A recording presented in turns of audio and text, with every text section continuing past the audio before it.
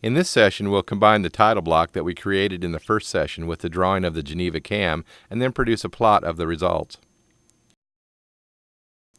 We'll start by clicking on the Layout 1 tab to switch to the two-dimensional paper space that contains the title block. Now we'll select the pull-down menus Views, Viewport, and then One Viewport. In the status bar area, we'll now turn off the Object Snap option. We'll now specify a viewport inside the title block as shown here. In order to specify the properties of the viewport, we'll first select it and then click on the properties icon. We'll now left-click on the standard scale box and then scroll down the list of available standard scales. We'll select the 1:2 entry, which will set our plotting scale to half scale. Now we'll click on the X in the upper right corner in order to close the Properties dialog box. Our next step is to hide the viewport border so that it will not be plotted. We'll do this by first moving the pre-selected border to the Layer viewport by clicking on the Layer control box and then clicking on the layer named Viewport.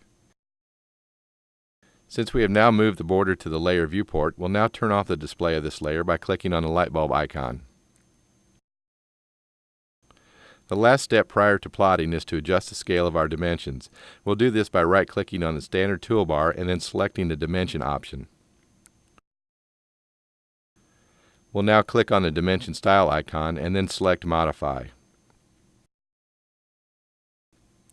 Now, after clicking on the Fit tab, we'll click the radio button next to Scale Dimensions to Layout and then click on the OK and Close buttons.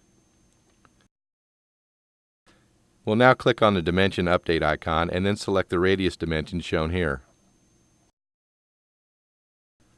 Now we'll right-click the mouse in order to update the selected dimension.